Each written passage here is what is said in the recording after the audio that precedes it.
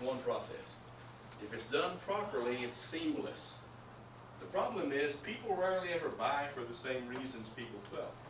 If you ever get people buying for the same reasons that people are selling, it is a beautiful piece of work. It's phenomenal. It's effortless. It's seamless. I believe that more buyers understand the process of selling than sellers understand the process of buying.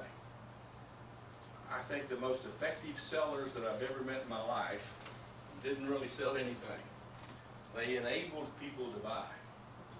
And there's a huge difference in selling something and helping somebody buy something. So if they ever buy for the same reasons I'm selling, it becomes a piece of cake. That's win-win or no deal. And the fifth thing he says is that you have to seek first to understand, then to be understood. People can never understand you. Your needs, your wants, your concerns, your problems, until you can understand them.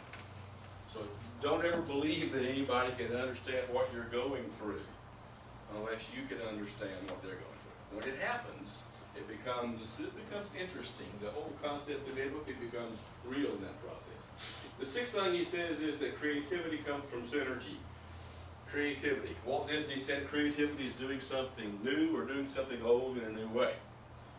I believe there's more opportunity for creativity to do something old in a new way than there is to try to think of something new.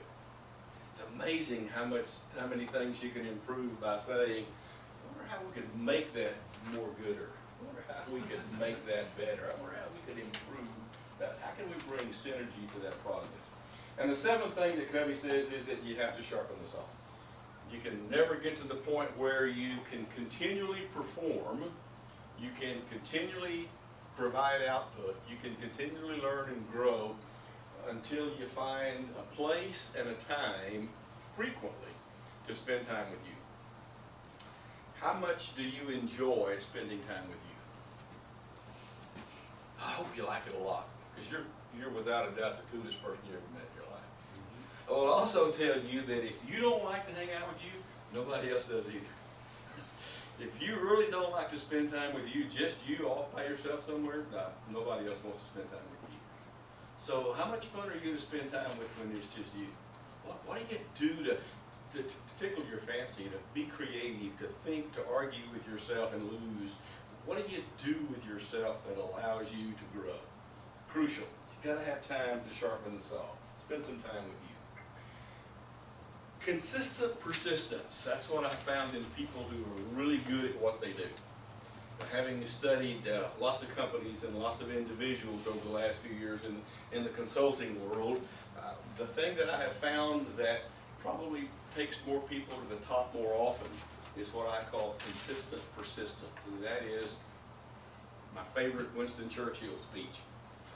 When he was asked to speak at a university commitment at the end of World War II. Outside of London, and he walked up on the stage for this university graduation when they introduced him, and he was the former prime minister. He had taken really the free world through the worst wartime of all.